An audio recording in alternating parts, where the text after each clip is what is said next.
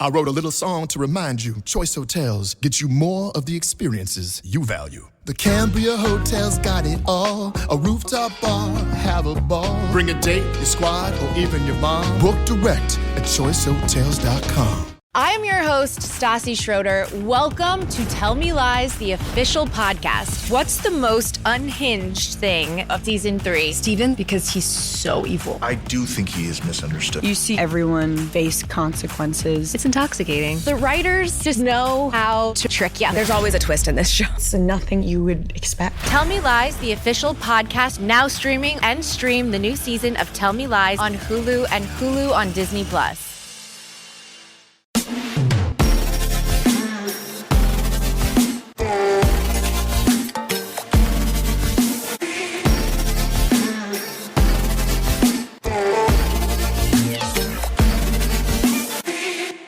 Welcome back to Crime Besties. Here we are, another week, another episode. Meg, please tell me your week's been a little bit better than the last few. Yeah, it's totally been fucked up, but you know, we're here. We're here. Yeah, I feel like it was yesterday we were here because this week has gone like lightning, but gone, and thank God it's gone. I'm ready for a new week. Yeah. But a new year would be good too. Yeah, so we've got one more week of school and then you've got a couple of weeks break, so that probably can't come soon enough, I'm guessing. I'm really looking forward to that. I mean, although I'll probably head into work, but yeah. How about you though? At a slightly slower pace. Yeah, exactly. Just take breath. I think you just need breath. Every teacher I've spoken to, we had parent-teacher interviews yesterday, and both of the teachers we met with both said the same thing. Like, this has been a mental term. There's been so much on. Plus, it's a short term. So much has been crammed into it. Yeah, I think we said this last week as well. The kids are exhausted. Yeah. And, we've got one more week to get through. So, yeah. And even this week, like, there's so much on this week. Oh my God. We've got so many things at school events. School colour run. There's football day, pizza day. Yeah. I can't even think of the And our other kids things. usually last day of school have like free dress day as well. Well, that's footy day, isn't it? I'm pretty thank sure. you. You're welcome. Oh my God. We'll go through and we'll confer calendars at the end of this, okay? I thought there was something on the Thursday. Yeah, I'm going to need to. Let's go through our calendars at the end. But this is what's killing me at the moment. I'm someone who I know when like everything goes in my calendar, and I always say like if it doesn't go in the calendar, it doesn't happen. Yeah. But I'm a week ahead, like going, right, that's how my week is. And by this point I would know exactly what's going on for next week, and it's all in my head anyway. Nah, I'm forgetting things, and that's telling me I'm too busy. Yeah. Yeah. But bring on the school holidays and a bit of a break from all that. Oh my God, sleep. Yay. Well, I've had a busy week personally as well because, I mean, not only have we had all of the kids' activities, like this week we had a curriculum day. I don't know, Ollie had peer mediation training yesterday. So they got to wear free dress to school, the grade 5s who were doing that. I saw a few of them wearing the free dress and was like, what's going on there? It's only so few, like few of them that I'm like, it's not a whole level thing. It's just the peer mediators. And they got a free hot chip lunch, which was the highlight of the week. Hot chip lunch? That's so cool. Isn't that gorgeous? They loved it. But you know what they have to do as peer mediators? I think this is so funny. They wear vests at recess and lunchtime. So there's a roster. Yeah. And you wear a vest at recess and lunchtime. And then if there's some kind of conflict in the yard, the yard duty teacher will get the peer mediators to try and sort it out first. Oh, God. Now, 3 things. First thing, the vests. They're always like 3 sizes too big for them. Second thing, having grade 5s, and it goes into next year as well. So they do it term 1, 2 and 3 for next year as well. Yeah. You know, having grade 5s and grade 6s mediating, I just think that's absolutely gorgeous. Could you imagine? I actually can. I'm actually loving that. I'm thinking like the sorts of things that Oliver might, instill in the children and also like get them to do. Yeah, exactly. I'm like, he's quite creative. He's very creative. So I'm looking forward to hearing some stories about what comes of that. But also, I bet you the yard duty teachers are like, fucking let them deal with it. I just can't even. As a yard duty teacher, one of my pet hates was the fact of like you'd get called over to something that had already occurred and kids are like already at each other, but you had no context. Like you did not see any of what went on, and you're meant to now make a decision of who gets the ball or whatever it is. Like, you know, Very and it's important. High and stakes. you know that no matter what, you're not going to get it right because you don't know what happened. Does it actually matter? And so and so you're hearing the kids out kind of going, I don't know. I hated that. Like, yeah, you want to have seen it to go. Do kids come up and they're just like whiny and annoying? Like they're like, miss, such and such said this to me. My ultimate favourite that I still refer to today was this little, like, I think must have been a preppy sort of thing, or grade 1 actually it might have been, came running up to me going, Miss, so-and-so just said the E word. And I'm like, oh, God, the E word? And I'm racking my brain like, oh, God, okay, so. I mean, I know my swears. I'm pretty good with them, and I can't think of an E one. E word. I'm like, E? I'm not sure. What do you mean? I'm thinking, how bad could this be? Yeah, exactly. Do I need to intervene? Yeah. And then I'm like, okay, well, you can say the word, but just once, just so I can understand how bad this, like what I need to do here. And so like, sidles up to me and goes, he said, idiot. Oh, that's so cute. It's like, oh, okay. Well, look, not a nice word, but I think we can move on. The E word. Oh, that is so funny. Yeah. That is so funny. Classic. Oh, Oh, I love it. Love a preppy or a, innocent kid. Like, But then also it would get annoying. oh, can you imagine our two coming up just going, oh, I've said fuck again. Never hear it at home, so I don't know where they get it from. No idea where that comes from. No. Yeah. No. So on account of my recent significant birthday, this week I've had so many appointments. So I'm like, this is a public service announcement to everyone to get your shit checked because this week I had booked in my skin check, which was due, and I have to actually have a biopsy of one of my moles. Oh, God. So, I mean, I think it's fine, but just to be 100% Oh, you'd sure. far prefer to just go and get it checked and be on top of it. It'll be fine. And then I've got 2 more we're keeping an eye on. And then I also had my breast screen this week because I've got a family history of breast cancer, so you can go and have breast screen from 40. Another public service announcement. Yeah. Get on it, ladies. Have your hoo-has checked. Yeah. Uncomfortable for like 30 seconds. You know, just do it. I've got to bite the bullet. I haven't done one yet. You need to do it. Yeah. And then what else have I done? I just feel like I've had all my appointments this week to like really get myself Your old lady appointments. Yeah, I'm having an iron infusion this afternoon. I'm jealous of that. So I'm like literally just getting myself into tip-top shape because I feel like you. I feel so depleted at the minute. So like, I don't know, everyone, we were just talking before we started recording, even like you're just randomly talking to mums at school. Yeah. Everyone's exhausted. It's just so like, I cannot wait for spring, the nice weather. Hopefully that'll bring us some much needed energy. Well, I mean, that's the thing. It doesn't even mean that bad, the weather. Like, it's not terrible. It's not gloomy. Like, it's not, but I'd like a bit more sun. Oh, look, I'll take the sun with it. But it's not been horrendous. No, or anything. it hasn't. So, the other thing I'm kind of blaming on maybe like is that there's some sort of eclipse occurring. Apparently, I was told there was a blood moon this week. See, there you go. It's we're all becoming werewolves. It's fine.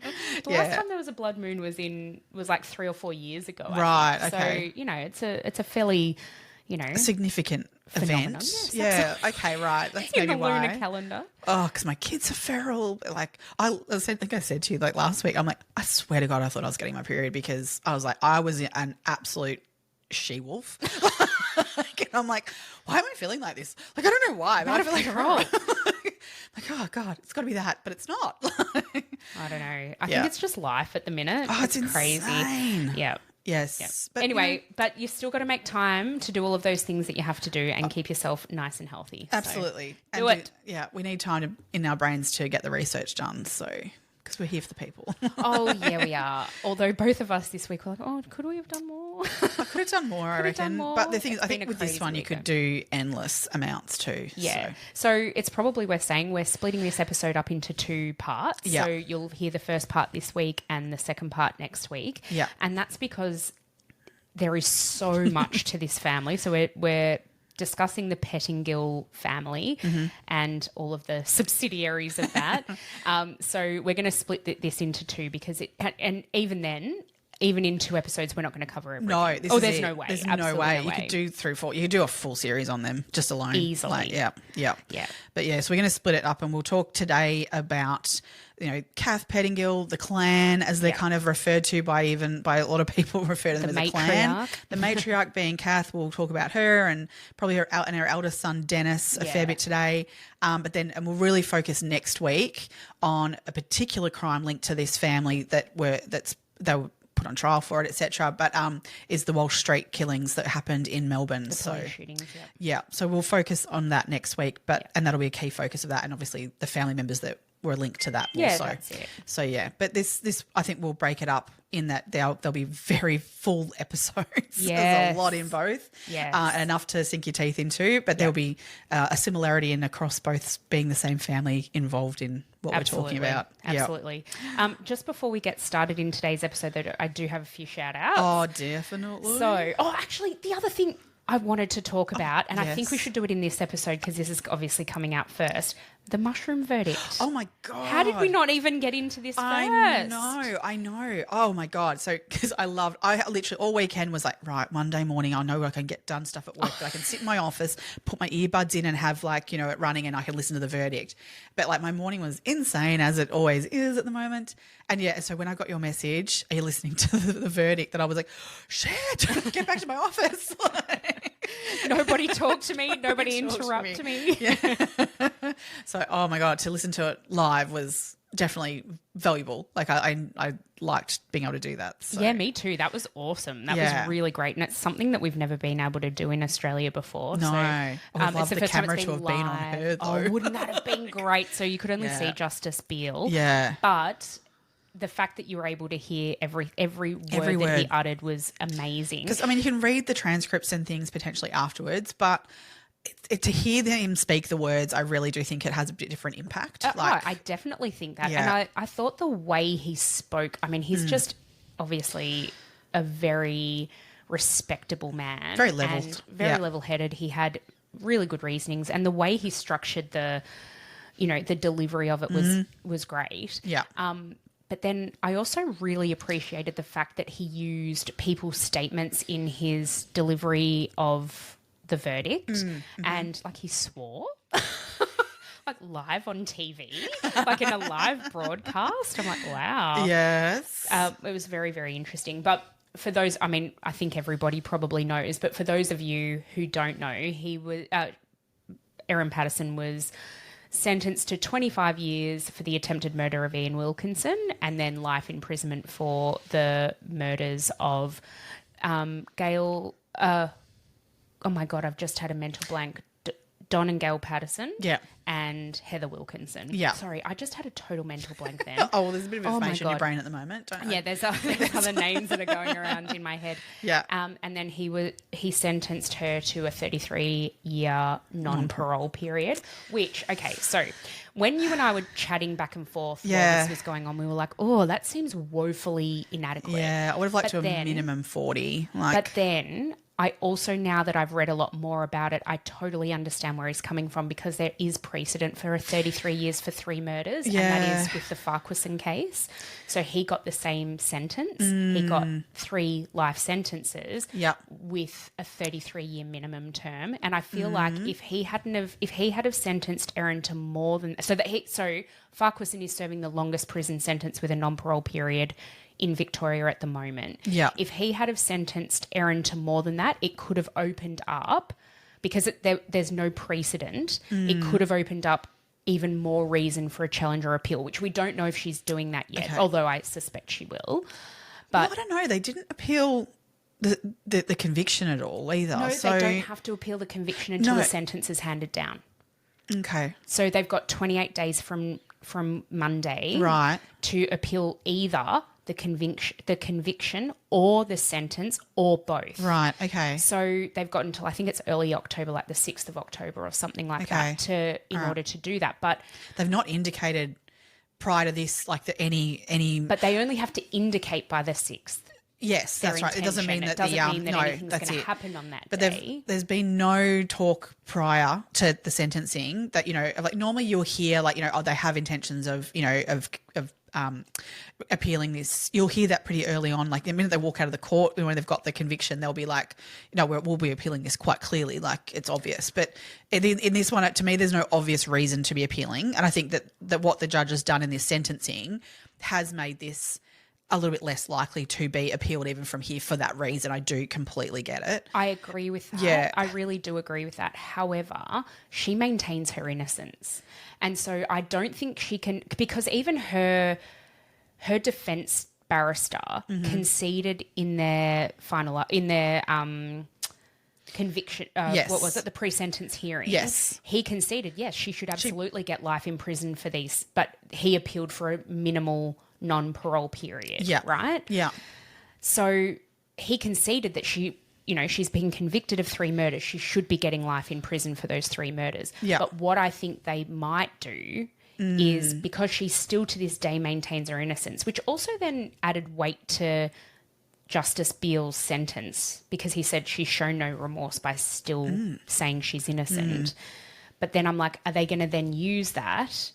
Because if she had at any point gone, yeah, all right, I am guilty of this, she might have received a more lenient sentence. This is it. I mean, she's admitted that there was definitely death cap mushrooms in the meal. Yes. She did that from the get-go. So, well, not from the get-go. well, no, not from the get. I From mean, the the start get-go of the the trial. trial Yep. is what I meant. Like from the trial point, she did. Yep. Obviously, still then thinking like in the idea that then it is manslaughter, that they went in there, but she had no idea that's what they were, I guess. But her actions after proved that's otherwise, why which she is was what has made transpired. guilty, yeah. Yeah. So I think that though, It'll be interesting to see. there's been a lot that's come out since that I know is not part of this, even no matter what comes out now publicly, that doesn't affect what goes on in the court hearings, that she could be potentially brought, other charges could potentially still be brought to her. So do you want to, I don't know, do you want to roll the dice on that? chance Do you know it? what I mean? Yeah. Like if they do go appealing this, I think that's only driving, investigators and things to find other things to get put on her, because Quite I don't think that possibly. she should see the light of day. No, I mean, I think she's so dangerous. If she gets out, so at the end of the 33 years, she can apply for bail. Yeah. Or for parole, but that doesn't mean she'll get it. No. But she'll be 82 at that point. Yes. So And that's can you to be forage for honest, mushrooms at that's 82? exactly what I Yes. said.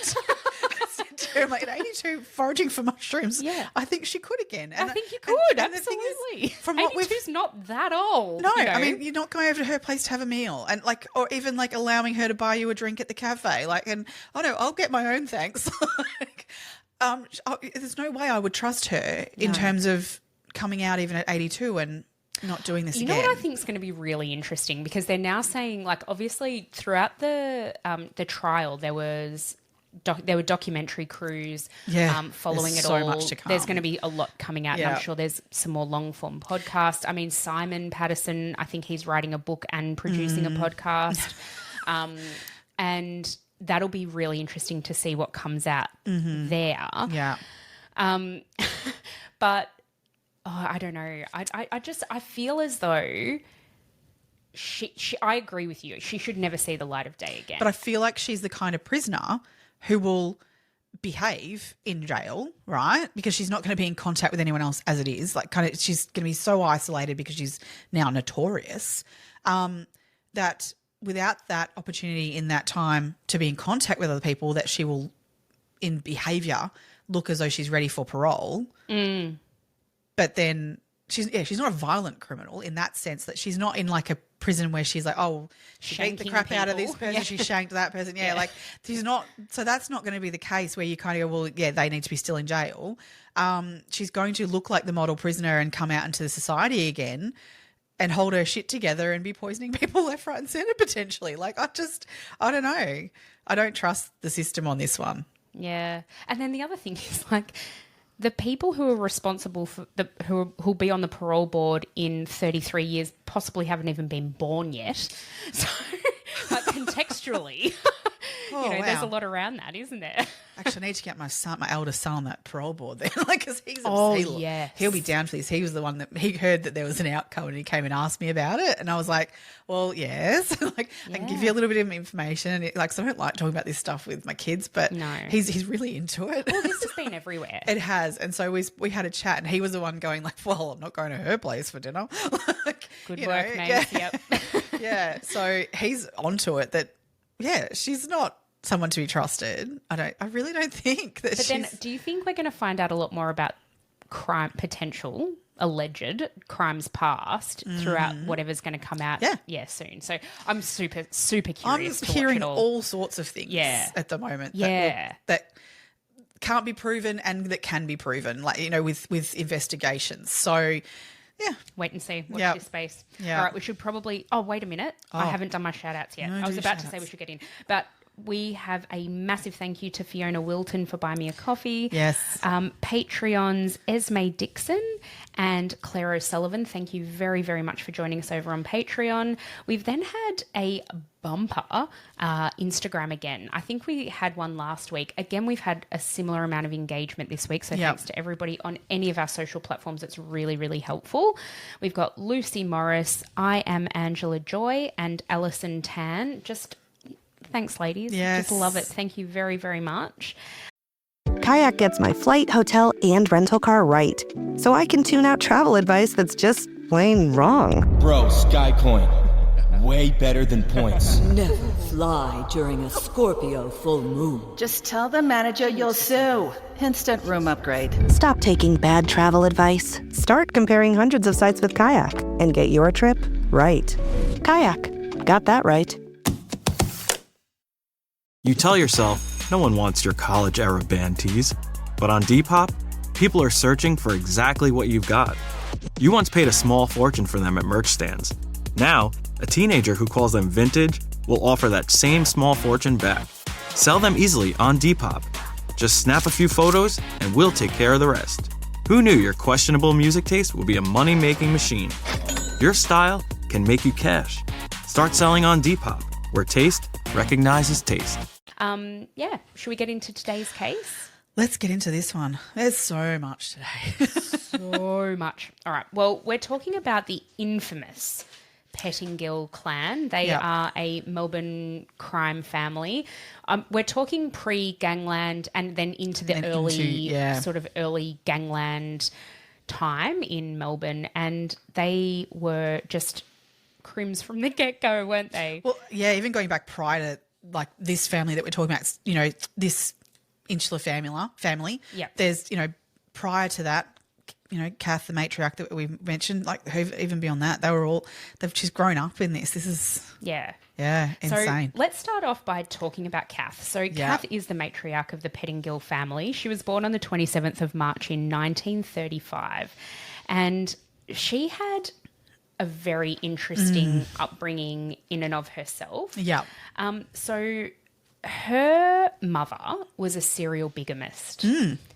I didn't know this is the stuff I didn't know a lot about. I've heard a lot about Kath and her, then her kin, like her family, her offspring and all her children. Exactly. But I didn't know much until this week. When you go back to who she is, you totally get it. Totally don't makes you? more sense, of how this occurred and who she is. Yeah. Well, just wait, guys. Yeah. She had a sister named Wilma and a younger sister named Barbara who died when she was really young, when Kath was 6 and her sister was, I think, 4 when she passed away.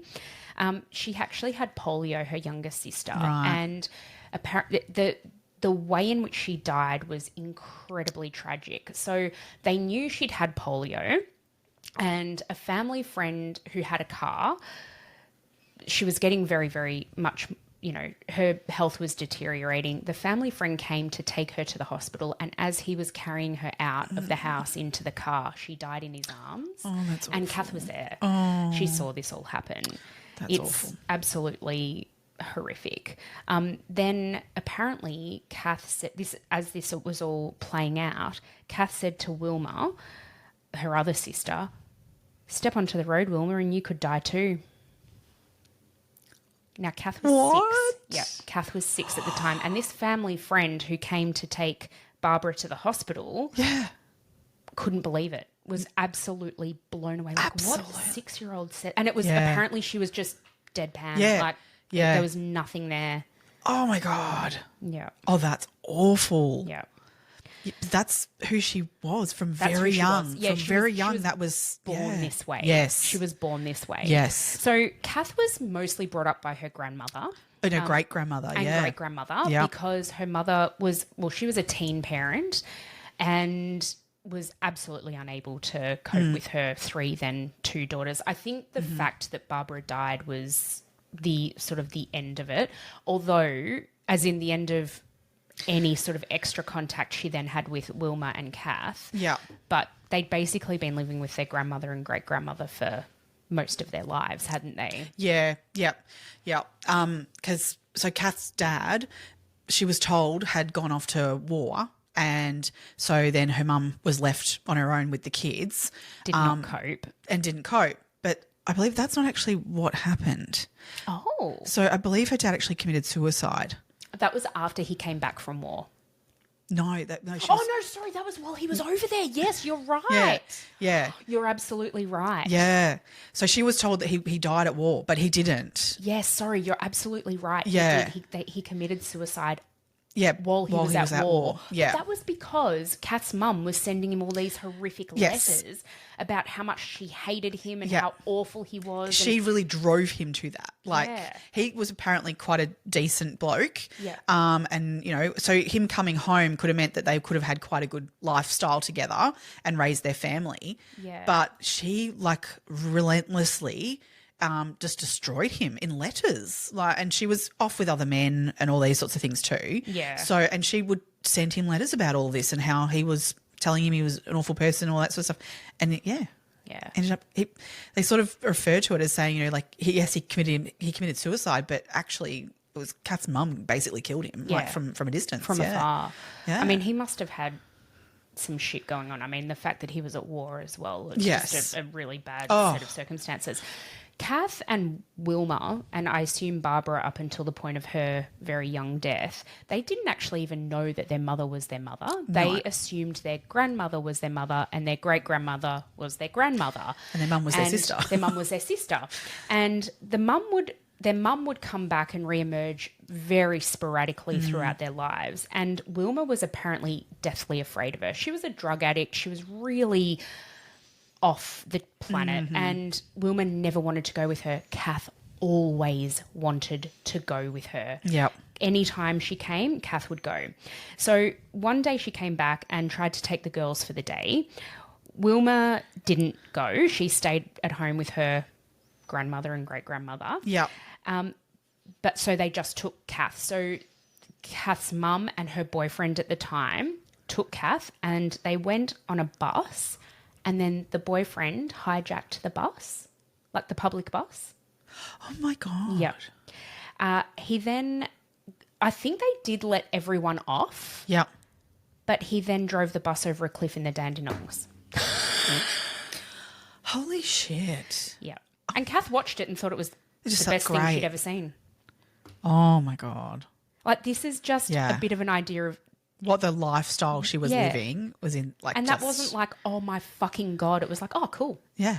So no wonder you can understand the oldest, like the other sister going, oh, don't want to hang out with these. I don't want to spend time with these people. Like, that's not safe, and staying home. But you can imagine this little Kath going like, give me that. I want that adrenaline rush. I want that kind of feeling and want to be with that. Ooh, it's interesting then to see, like, you know, how it plays out, how that plays out. Life. Yeah. But everyone noted that she was a very strange child, and that she did a lot of very unusual things. One being praying to Satan instead of God. I mean, because apparently they weren't overly religious, the family, but they were, like, you know, spent time at church and things. But she read the Bible and decided that Satan was more powerful than God, clearly. So I liked him, so I'll pray to him instead. And I mean, not many kids would have a forethought to do that. I mean, they're Play-Doh their brains. You can, you know, manipulate them how you like. And no, she had her own thoughts on things. very clearly and how she was going to manage her life. But she apparently prayed to Satan that she would have to have 10 children, which I find that really interesting, that she wanted to desperately not even just be a mother, but have a massive family. But to me, very minimal motherly instinct by the sounds of things of the kind of... Well, I actually disagree with that to a certain extent because we'll get into her motherhood in a minute. But I actually disagree with that. I think she wanted to create this family. She wanted to create an army, not a family. Oh, okay. I don't know. Yeah, I think that's... Oh, I don't know. Is that circumstantial? Is that just the way it panned out? I mean, obviously she had, her fingers in a lot of bad pies. But anyway, let's get into her kids maybe. Yep, okay. Actually, just really quickly, Wilma, her sister, grew up to be a civil servant. She lives still to this day, I believe, in Canberra as a civil servant. Wow. Very, very clean skin life, never in trouble. Completely different to Kath. Completely different. But I believe she and Kath are in contact and they still have an okay relationship. But I'm assuming Wilma doesn't ask questions. That's the only kind of relationship I think you'd want to have with her if you were related or know of her. Like I'd be very pleasant to her as well. Yeah. Move away. So when Kath was 16, her first son Dennis was born to a father named Ryan. Dennis Ryan, sorry. Yeah. Yeah, that's right. Sorry, I've written Ryan because Dennis. Yeah, to distinguish it, sorry. Yeah. And he didn't want to marry her, but at the time, pregnant 16-year-old, you kind of had no other choice. And given, as you said, they weren't religious, but I think the kids went to like Catholic schools and stuff. Yeah, they were definitely involved in the church. They just weren't that into it, but they were definitely involved in the church. Yeah, they ended up getting married. The first time they attempted to get married, he actually stood her up at the altar. He didn't show up. Yeah. And then they've obviously reorganised the wedding again, and this time she kept him waiting just to give him a taste of his own medicine. Well, I think that's the minimum that she should have done. He got off light. Yeah. He served in World War II. Yeah. And they were only together for a couple of years. They did have another child together. Yeah. And at the time, Dennis didn't actually know who his birth mother was. So in the same way that Kath didn't really know that her mum was her mum, thought her mum was her sister, that exact scenario is what played out when Kath had Dennis. Kath's grandmother actually brought Dennis up. Yeah. Yeah. And again, Dennis believed that Kath was his sister, older sister who was in and out of their lives a bit, like she wasn't always around. Yeah. Don't you think that's mental? I really do. She would have known the trauma of that. Yes. And yet she's just gone and done that to her own children. Because her second... So Dennis Bruce Allen, he was born in 1951. Yeah. Their second son was Peter Allen. He was born in 1953. So I think they're only about actually 18 months apart. Yeah. And they both thought that their great-grandmother was their mum. Yeah. It's weird. But they were all so young. Like the great-grandmother wouldn't have even been 60 yet. No. Like, she was still young. Yeah. So... yeah, crazy. Oh, just insane. Like, it's just, I can't get my head around those sorts of things. It actually really does blow my mind. Yeah. It really does blow my mind. Yeah, so, Kath told the boys that she was their sister. Like, it was an explicit thing. It wasn't just assumed. Inferred. It was, completely understood by them all that that's your sister. Yeah. So the boys found out that Kath was their mum when they were both in the Tirana boys' home. So they were both institutionalised because they were not petty criminals. They were criminals. Yep. And they were in the Tirana boys' home, and she wrote them a letter to let them know, oh, by the way, I'm actually your mum, not your sister. Yeah. And apparently, like, Dennis really took that pretty hard. Oh, Yeah, he did not cope with that. That's an identity crisis. And he was a teen, so I think he was only 13 when he found out. Yeah, which, I mean, that's old enough to comprehend and understand. But it's also like you are forming your identity at 13. Yeah. You know? And the thing is that Kath did it so heartlessly Like that she thought that this was nothing, but oh yeah, you're old enough now to know that I'm actually your mum. Yep. I mean, but yeah, so I think she just thought it was just a bit of like, oh, I'll let you know now, but it actually had impact on. I just there's no thought process from her end in terms of the impact of that, but definitely had impacts. Yeah. Oh, yeah. Oh man. Dennis and Peter didn't really get along very well. There was a lot of conflict between them as brothers, and one of the stories that really got me, and I think this will get you if you don't know it already. Yeah. So basically, this was when they were a little bit older. They had their own homes, and Peter had done something to really piss Dennis off. And so Dennis went over to Peter's place to, I think he was going there to kill him, but Peter wasn't home. So what he did instead is Peter had 2 dogs. He shot them up with hot shots of amphetamines and put them at the bottom of the empty pool in the backyard of Peter's house, right? And basically when Peter got home, he found that his dogs, because they'd had this massive dose of methamphetamine, they had viciously mauled each other to death.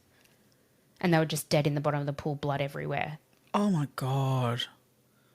That's just awful. It's fucked up. And he would have known what he was doing in that sense.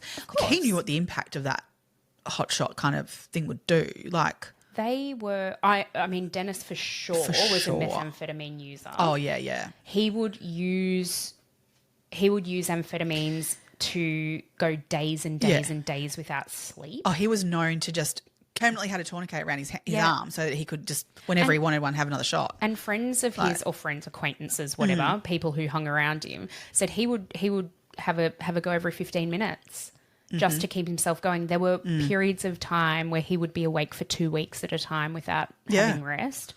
Apparently he was an absolute monster when he was on these benders. Yes. He didn't know who he was, where he was. There were times where he tried to murder anyone and everyone around him. He went to murder Kath one day because he didn't know who Kath was. Oh, numerous times he would chase Kath around and stuff thinking she was his girlfriend or whatever, which he did not treat them well either. Like he would just, So, she would have to continue, say to him, but Dennis, I'm your mother. Like, don't kill me. Don't I'm kill your me. mother. I'm your mother. Find someone else. Find your girlfriend to go and do that too. So he would just completely black out in terms of what was going on around him. Yeah. It was bad. Yeah. I think the fact that he was the kingpin of crime in a suburban Melbourne in the 70s and 80s. Yeah. And Kath was even scared of him, which I think that's saying something. Oh, She's not scared by her mum's boyfriend driving a bus off the cliffs in the Dandenongs, but she's scared of her own son. Oh, yeah. I think that says a lot. Yes. Dennis was clever in a lot of ways. Yes. He built up an insane drug empire. Oh, insane. At the peak of his earnings in this space, he was earning $70,000. Now, I'm talking this is back in the 70s and 80s. He was earning $70,000 a week. Yeah, so there was a calculation I saw of that they worked out as about 3 to 5 million a year, which in today's money would be about 21 mil a year. Wow. Yeah. So he was crazy. Raking it in. And so there's varying reports on it, but that was kind of the one that I heard more often than not. Right. Yeah. And he had a lot of police officers on the take as well. So, yes. I mean, we're talking... A very famous one at that. Yeah.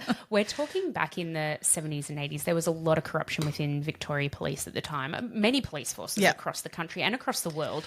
Things are very, very different these days. The stuff that has taken place with the cops in this, you got to question both ends a little. Oh, a lot, maybe sure, even a lot.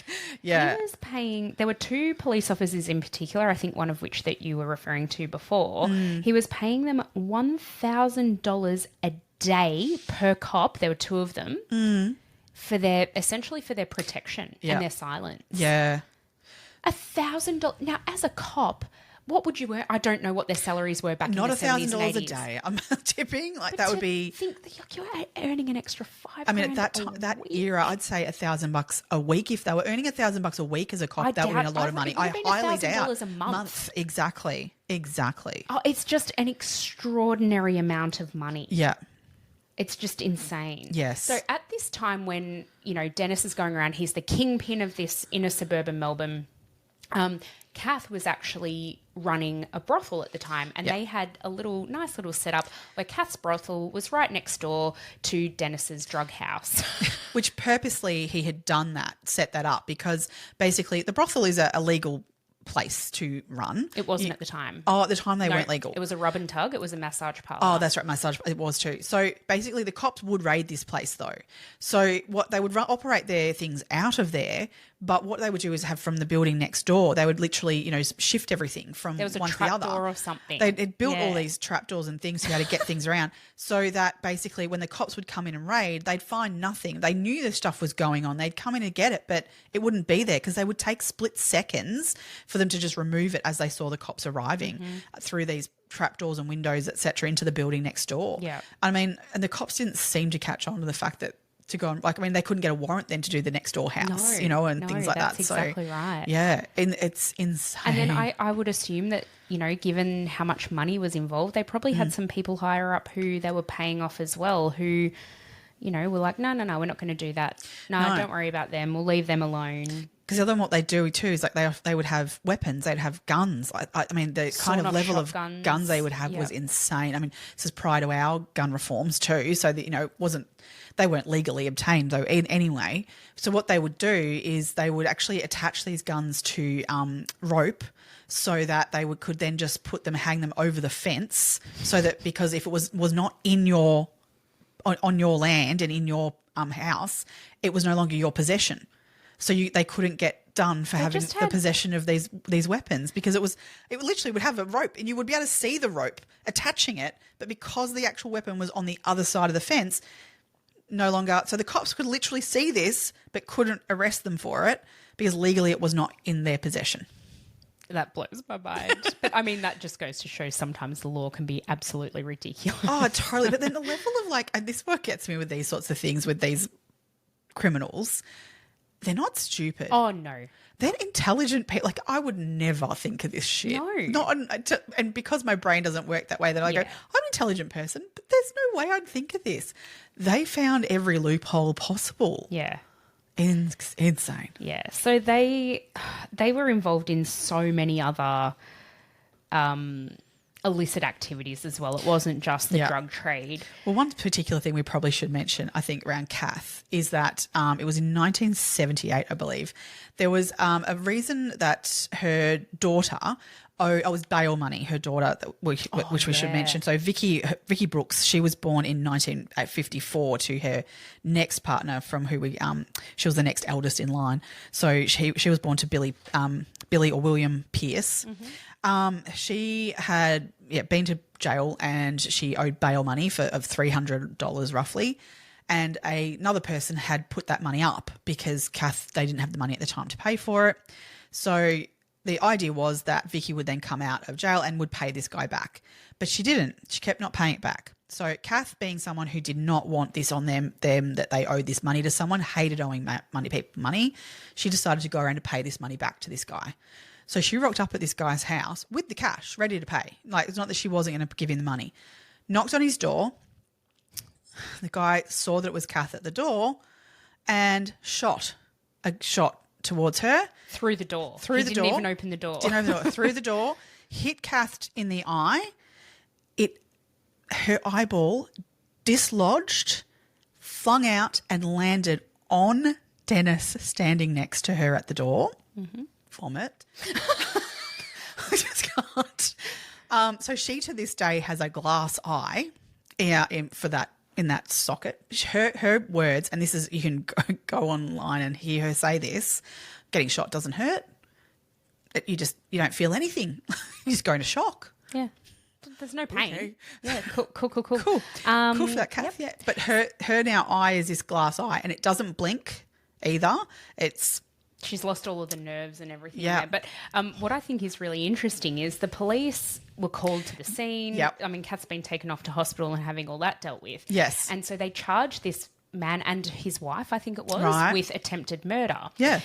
So they go to court. It goes to trial because they pled not guilty. It goes to trial, and Kath, being their star eyewitness, that just came to me as I was talking. That was fucking gold. Oh, God.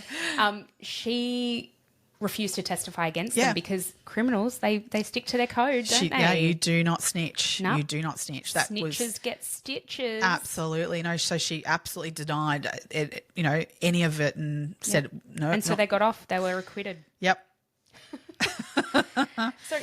Hey, I like your new RAV4. Thanks, yours too. What does RAV stand for anyway? To me, it's the Remarkably Advanced Vehicle. Really? To me, it's the Runway Approved Vehicle for its amazing style. What about Remarkably Adaptable Vehicle because of its versatile cargo space? Or Really Admired Vehicle? Oh, or Really Awesome Vehicle. It really is the recreational activity vehicle. The stylish 2026 Toyota RAV4 Limited. What's your RAV4? Halliday presents, in the red corner, the undisputed, undefeated Weed Whacker Guy.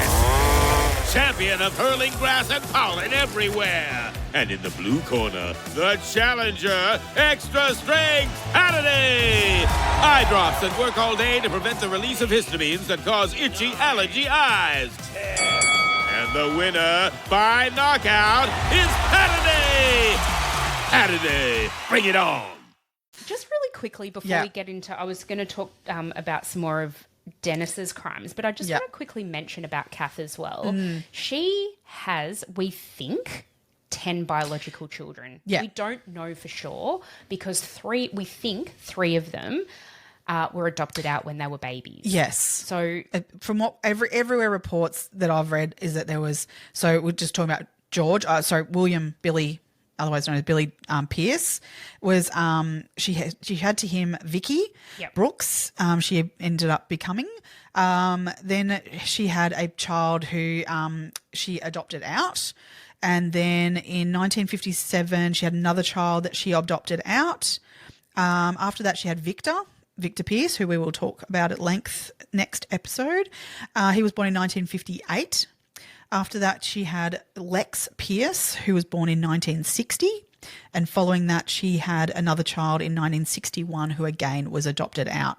So a total of 6 children to Billy Pierce, but only kept 3 of them and 3 were adopted out. That we know of, yeah. And even there's a little conjecture around one of the boys born to her. Right. Because... yeah, there's no paperwork establishing that. So right. God only knows what actually happened I have to say, as we were saying, that Kath, she was born odd in this and interested in crime, that adrenaline rush, all these sorts of things. She was born that way. I would desperately, and we'll never find out, you can't find out, but I would love to know if those 3, if any of them took up a life of crime, or did they... go on to have amazing lives. I'm pretty sure 2 of them have re-established contact with her. Oh, you're kidding. They found her. Yeah, right. When they were in adults. Young adulthood. Yep. And did they appreciate finding out who that was? I don't know any more details because there's nothing really out there about them. No. I'm just nature versus nurture situation of her and her sister and how they turned out. It intrigues me. Same. I mean, God, psychological study on that. Oh my God. I don't think there'd be enough time in the rest of life to figure that one out. No, I think this is a family where you could, I don't know, get some pretty decent information on nature versus nurture maybe. Yeah. Really just because obviously. Because there's so many of them. Yeah. I mean, there's 7 children that were raised by her out of this 10 and 3 that weren't. Just statistically. Where are they at? Because, I mean, the 7 that stayed with her, what is it, 6 of them? 6 of them have died. Well, 6 of them have criminal records. And died. And, yeah. Is it 6? Yeah. No, 5. 5 have died, have they?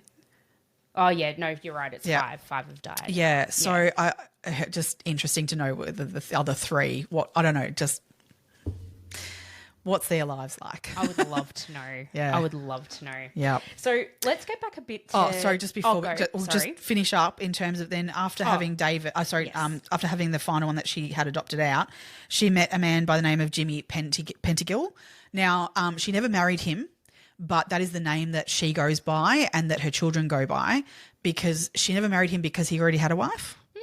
And the other wife knew about Kath and another girlfriend that he had, and Kath didn't care either that there was more than her, but she loved him that much that she took his name and her kids took his name. So she has 2 children to him, Jamie Pettingill, who was born in 1963, and then her youngest child, Trevor Pettingill, who was born in 1965. Sorry. Yeah, no, it's 1965. Oh, sorry, 1963 was when... Did I say that? Jamie was born, and then 1965 Trevor was born. Yeah, that's right. We'll talk about Trevor a lot more next week. Yeah, absolutely. In next week's episode as well. Unfortunately, Jamie passed away from a heroin overdose at the age of 21, so there's not a lot of information to know about him because he didn't make it very far. No. Yeah. It's pretty sad. Yeah. Pretty sad. Yeah.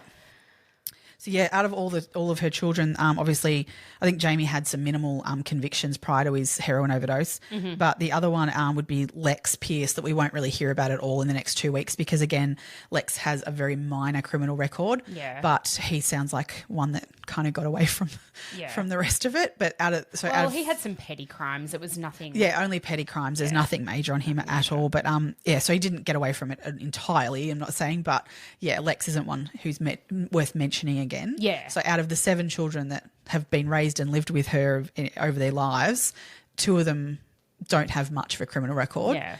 But the other 5 of them, let's get into that. Yeah. So we were talking about Dennis. I mean, I guess Dennis probably was the most notorious of her children. Oh, actually, no, that's not true. Depends on the era. In the era. Yeah, in that era. Yeah. In the 70s, like earlier on in the reign of the family, I suppose. He certainly was the most notorious of them.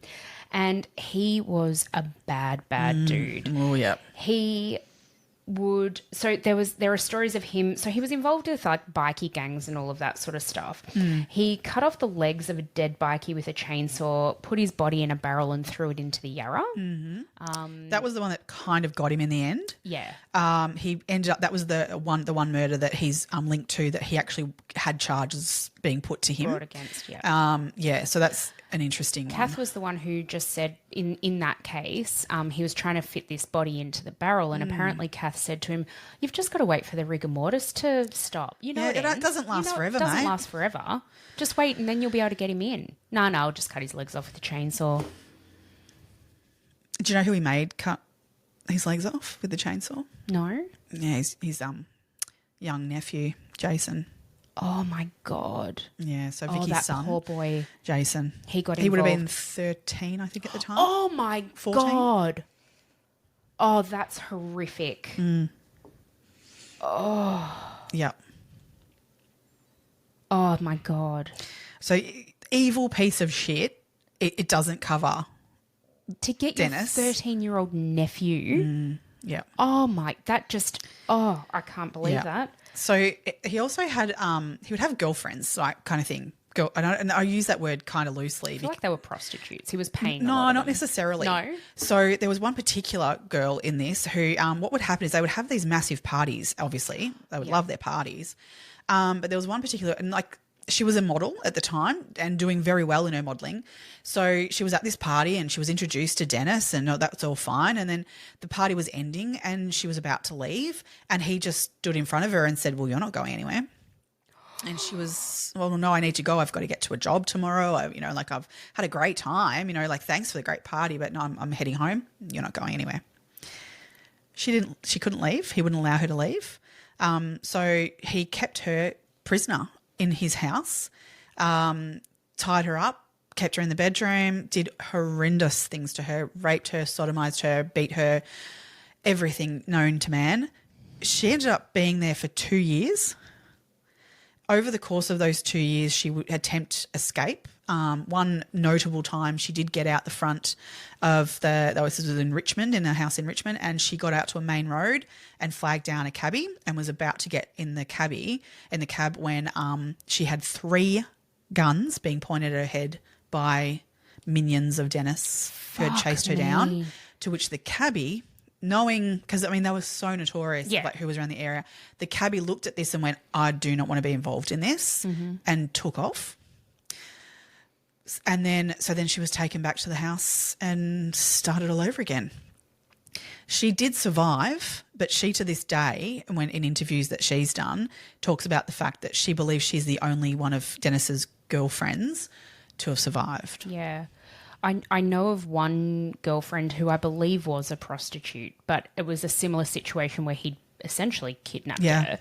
And she somehow died. I don't know the manner of her death in particular, but Dennis wanted to get rid of her body.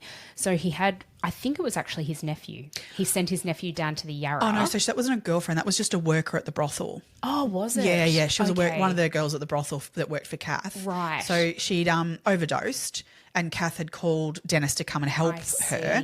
Right. So in all of this, because there was so much drugs around, like all of this, obviously, Dennis had actually he'd concocted his own method of bringing them back to life having an overdose. And so it was like a combination of alcohol and heroin, I want to say. Yeah, it was heroin. Yeah, and basically he would inject that through the jugular, right, to bring them back, so give them a jolt to come back, right, when they would overdose, which sounds like what the fuck. But he had taught Kath how to do this and everything. But this girl had, overdosed, and so she's calling Dennis to come and help. So she's not dead though. Like they were like she was like getting Dennis to come and help her, like carry her out to somewhere to get her to a hospital to get help. That was her. She loved her job and she loved the girls who worked for her. True. They all said that she was actually a very great madam or whatever. They really did like her in that sense, that she protected them. But yeah, Dennis came in, took one look at her and went, nah, not going to help. So yeah, he sent Jason down to the Yarra River, run down there and grab a bucket of water out of the Yarra and come back. And he brought that bucket back, and Dennis then slowly filled this into her, like opened her mouth up and made her swallow all this water, and then drowned her in the bucket with the remaining water and killed her. Well, then they tossed her body in the Yarra so that when she was fished out, the autopsy would show that she had water in her lungs, so they would assume the cause of her death was drowning. Yeah. But then he would also give heroin overdoses to other people and just leave them in the streets with the needle hanging out of their arm. Yeah. So that again, when they were found, they'd be like, oh well, they've overdosed. It's innocent, but it's not. He'd actually killed these people. Yeah, hot shot. Yeah, fucking hell. So, but it's interesting, like why he did that to that girl at that point. Like other times, he would revive people from that. Like he concocted a way to revive people. Yeah. Like kind of thing that he didn't think, oh, well, we'll do that. No. There was something not quite right in his brain of like, oh, I'll give this a go. I want to try that out. Very sadistic. Very much so. Yeah. To give another sort of story with Kath. Kath was there one day when Dennis was killing somebody, an associate of theirs who had obviously done wrong by them in their eyes. And Kath basically said to Dennis, oh, hold on a minute. Before you get him too messy, can I just take his pants? Because I think they'll fit Jamie. Yeah, let's take his pants off. Oh, she's such a good mother. Yeah. Well, waste not, want not. Oh, God. Oh, they're just whole other level. I have to say, another thing that I did sort of find, and it links back to another case that we have covered on this podcast before. Yeah.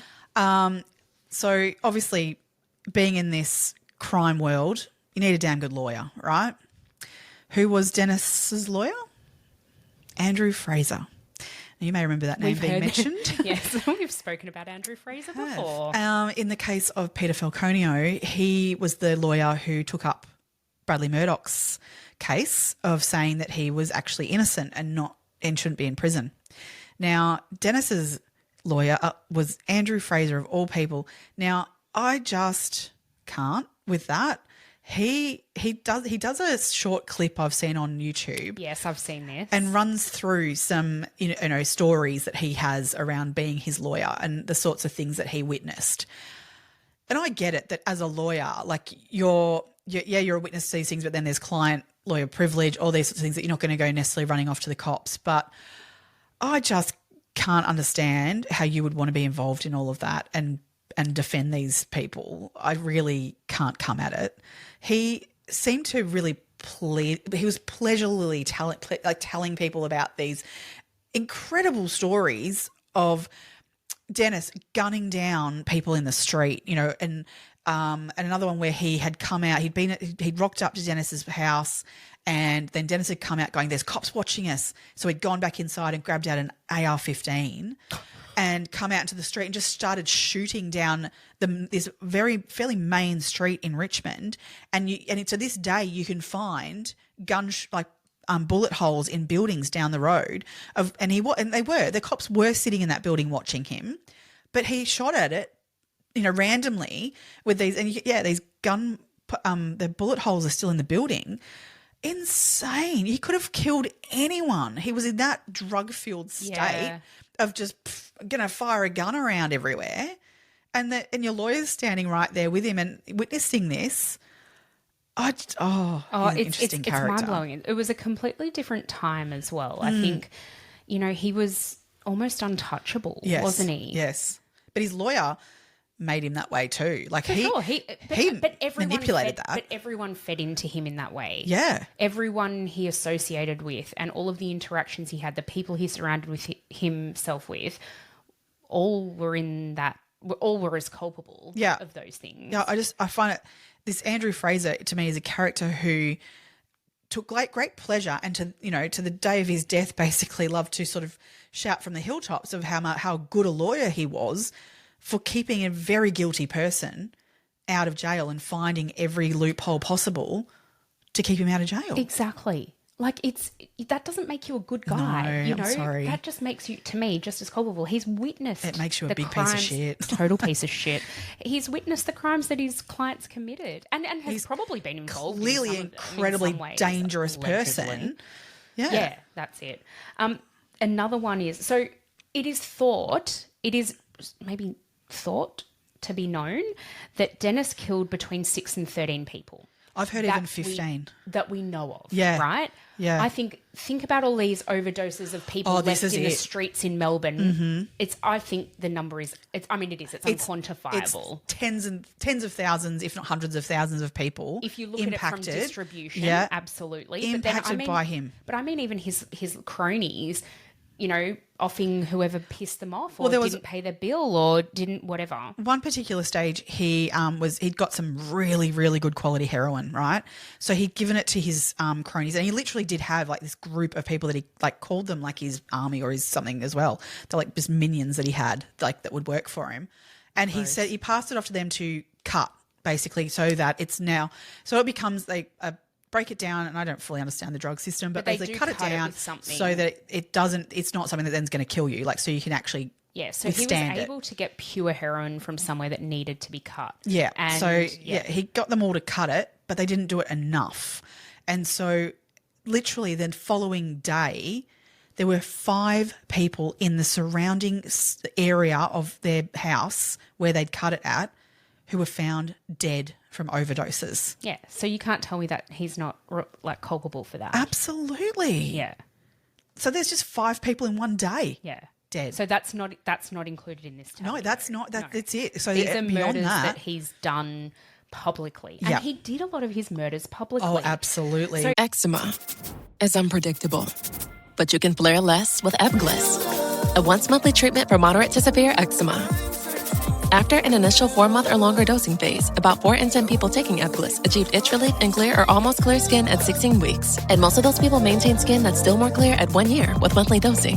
Ebglyss, lebrikizumab LBKZ, a 250 milligram per 2 milliliter injection, is a prescription medicine used to treat adults and children 12 years of age and older who weigh at least 88 pounds or 40 kilograms with moderate to severe eczema, also called atopic dermatitis, that is not well controlled with prescription therapies used on the skin or topicals, or who cannot use topical therapies. Ebglyss can be used with or without topical corticosteroids. Don't use if you're allergic to Ebglyss. Allergic reactions can occur that can be severe. Eye problems can occur. Tell your doctor if you have new or worsening eye problems. You should not receive a live vaccine when treated with Ebglyss. Before starting Ebglyss, tell your doctor if you have a parasitic infection. Ask your doctor about Ebglyss and visit ebglyss.lily.com or call 1-800-LILY-RX or 1-800-545-5979. Amazon presents Jeff versus Taco Truck Salsa. Whether it's Verde, Roja, or the orange one. For Jeff, trying any salsa is like playing Russian roulette. with a flamethrower. Luckily, Jeff saved with Amazon and stocked up on antacids, ginger tea, and milk. Habanero? More like habanero, yes. Save the everyday with Amazon. He killed a man by the name of Wayne Stanhope. Yes. They were at a party at their home in Richmond, and he asked Stanhope to go and change the record on the record player. Yeah. And as Stanhope got up and was walking towards the record player, Dennis shot him in the back. Yep. He then, he then shot another 5 bullets into his head at point blank range. Yeah. He then goes and gets Jamie, his nephew, again, to get who was a teenager at the time and had a gun. Yep. Another 6 rounds from Jamie's gun into Stanhope's head. Yeah. He then slit his throat just for good measure.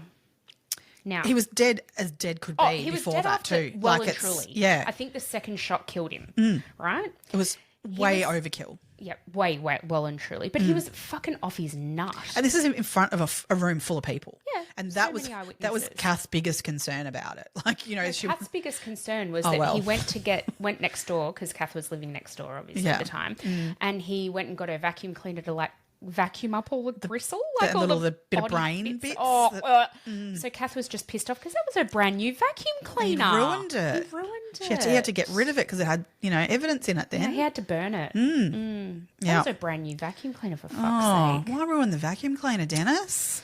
Dennis. Oh my Dennis, God. No, Dennis, they're just the most bottom feeders. I just can't. He was really bloody awful. So I don't think he was never convicted of that because no one would speak. There's, you know, it's the rule of all of this that you don't then go running to the cops because then you're dead too. Yeah. Like that's literally how this works. They would keep people quiet for the fact of they just literally had that much power that if it wasn't Dennis who killed you because he was sitting in a cell, there was plenty more Peddingills to come. That's it. Yep. There was that many of them that you had no chance. One of them would pop you. And they really did rule, particularly Richmond as a suburb. In Richmond alone, with all the money he had coming in from the heroin, it's thought that he owned about 40 buildings. Yeah. And out of these buildings, he would run his, you know, heroin trade out of one. He had his whole street. He'd buy up all the properties out of that street sort of stuff. So, God, you wouldn't want to live there. You'd be moving out anyway if they started moving in. Kath tells a story of one day she sent him out to the shops to get something and he came back and he'd been gone for like 3 hours, but that was just because he'd bought a house. Yeah. God. Bought another house in the street. Yeah. Yeah. You wonder, like, you would be more than willing to sell if you were living in, Oh, yeah. in those I wouldn't want to be areas. where he was wanting to be. No way. No. If nothing more, you would more than likely be collateral damage. Yeah. Yeah. Yeah. Yuck. Oh, horrible. So one of the cops that we were talking about earlier in terms of, or on the take with him, was a very famous cop in Australia being Roger Rogerson, was also linked to Dennis at a time. He was actually charged with being with Dennis's heroin ring in terms of he was involved in the import of the heroin. The charges were dropped eventually, but his name is definitely linked to his as well. Yeah. We need to do Roger Rogerson. I think he's on our list. He's on the list. It's one we keep kind of, I think, going, it's a big one. It's a big one. There's so many facets. Where do you start? So many facets. But yeah, Roger Rogerson, if you haven't heard of him before, like look him up, but we'll get to him too. Yeah. Like there's a lot on him. A lot. Yeah. And I couldn't work out whether or not, because I didn't have the time to like look up dates and marry it up, but I don't know, he could have potentially still been a cop whilst that was going on. I believe so. Yeah. I believe so. Yeah. Yeah. Yeah. So I guess, where's Kath now? Like, what's happened to her in her later life? Yes. So she actually lives down in Venus Bay. Which is like sort of coastal town. Coastal town in Victoria. Very She's got ordinary. 3 grandchildren who she often babysits. So I think they're Vicky's kids, her daughter Vicky's kids. Also, well, they'd be fairly grown now. They are now, but I think back, in their early... Yeah, she probably moved there in the 90s, did she? Yeah, well, she was aged 58 when she sort of got out of this. So, right. Yeah, probably. Yeah. So she was, involved in her grandchildren's lives like most nice grandparents. She's still kicking around down there in Venus Bay and well known by the locals, and they steer clear but say that she lives a very fine life, and they actually to the point of she's been given an award by the Victorian government for for her community work. Yeah, she does helps out old age. Yeah, she drives them to bingo games yeah. and stuff, and she's been given a community award for it. Can you even believe that? I'm sorry, I can't comment. I just think that's you've got to take into account your prior that's right. Your prior offences preclude you from a community award. Yeah. I mean, good on her for doing it. You know, that's great. And, you're giving back, that's a good thing, I guess. I mean, because we should say, Kath has spent time in jail. She's never done massive time, but she's been in and out of jail for short stints over, smaller things the cops have been able to get her on. Yeah. Stabbing people or whatever along the way. Just a few things. So, yeah, but she's an interesting character entirely. And one thing, I love this. So there's a movie, Animal Kingdom, and if you have not seen that movie, go and see it.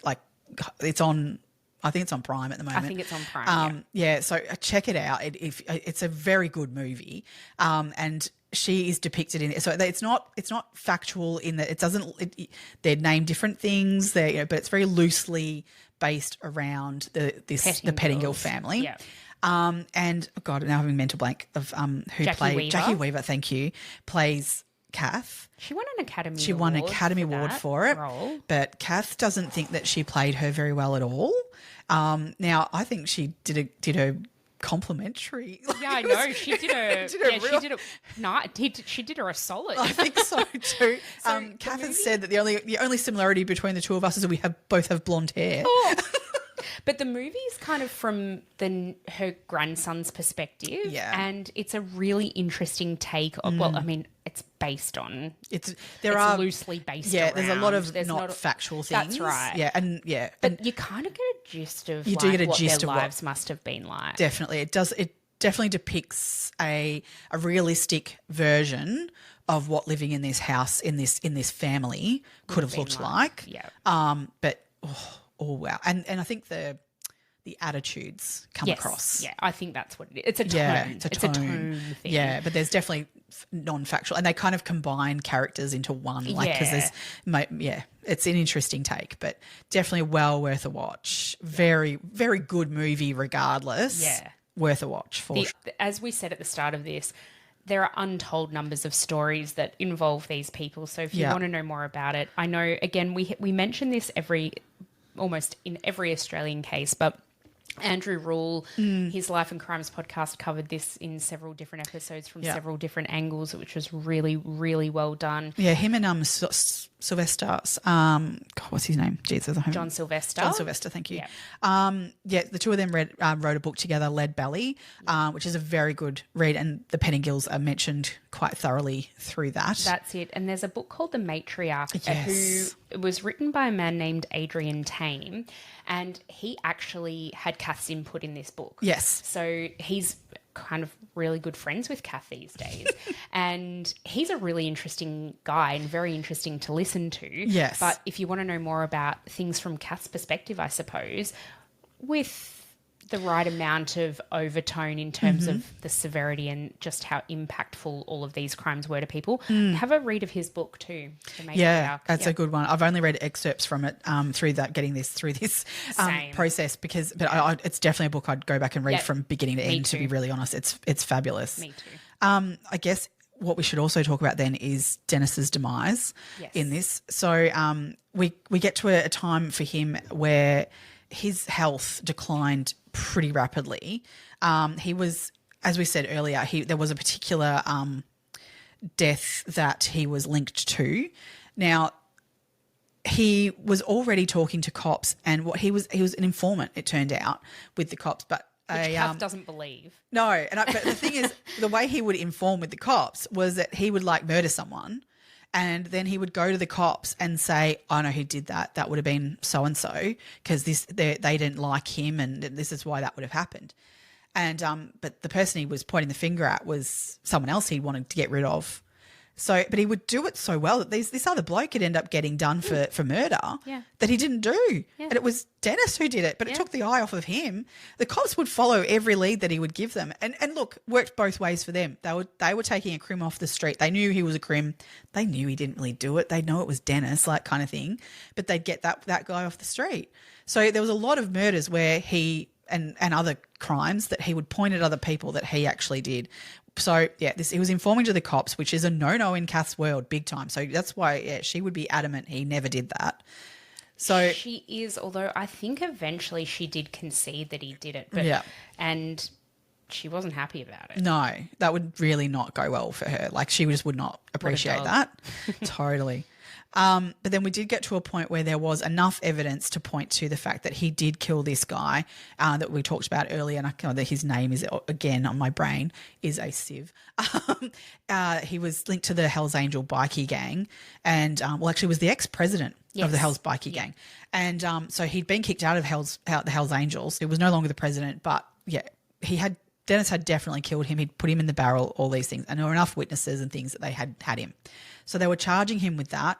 So finally he was going to go down for it. He was definitely going to get time for this. However, his health declined rapidly, all of it. And so he was on so many drugs. He was taking – speed was his actual drug that he took over the heroin. And so what happened was he ended up dying of heart failure. But it was so bad that, I mean, I've heard things of like bits of his heart were literally crumbling into his chest cavity.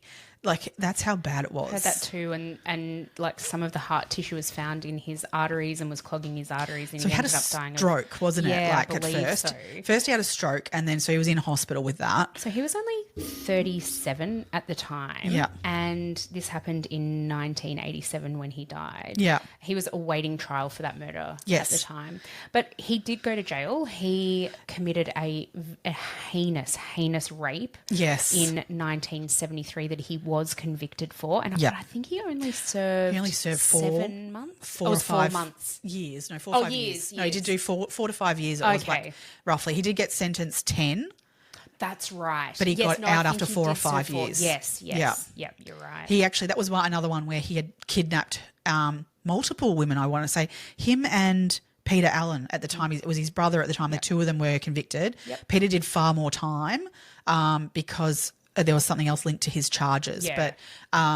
But Dennis did do only about 4 to 5 years for that, which was so woefully not enough for what he did. Absolutely. So he got out pretty early on that one. Yeah. So they've all done time, but just not extensive time because aside from Peter Allen. Yeah, he did the most amount of time. 15 or more? He did 28 years. 28, sorry, yes, 28, you're right. And out of all of the Pettingill clan, he's the one who spent the most amount of time in jail. Yes, he did a lot of armed robberies, I think was his shtick. Armed robbery was his shtick, and he was considered one of Victoria's most dangerous men. Aren't they all, though? Yeah, but this is it. I'm kind of going, well, what about Dennis? But this is it. I mean, they were all the level of the crime that they were committing is just out of hand. Insane. And I'll say it here because we'll repeat this again in the next one again. They were definitely gangland people. Like, this was, they are gangsters. That's a way to describe them for sure. For sure. We'll get into why that's relevant next episode. Yeah. Oh, wow. Crazy. Oh, yeah. Anyway, should we leave it here for now and we'll pick up again next week? We'll focus more on the Walsh Street police shootings and really Victor Pearce. Victor Pearce, his wife Wendy. She's an interesting one. Oh, yeah. All right. Stay tuned for next week. If you like what we do, you can follow us on all of our socials. So we've got TikTok, Facebook and Instagram, and you're more than welcome to buy us a coffee you would like at buymeacoffee.com/2crimebesties, or join us over on Patreon where you get a bonus episode every month where we just chat about whatever it is that you want us to. And it's $5 a month, and you can join us over there at patreon.com/2crimebesties. Yeah, we love our little crew over there. We're starting to ramp that up a bit more, so come and join us. Absolutely. Thank you, everyone, for joining us, and we'll stay curious, Crime Besties. Bye.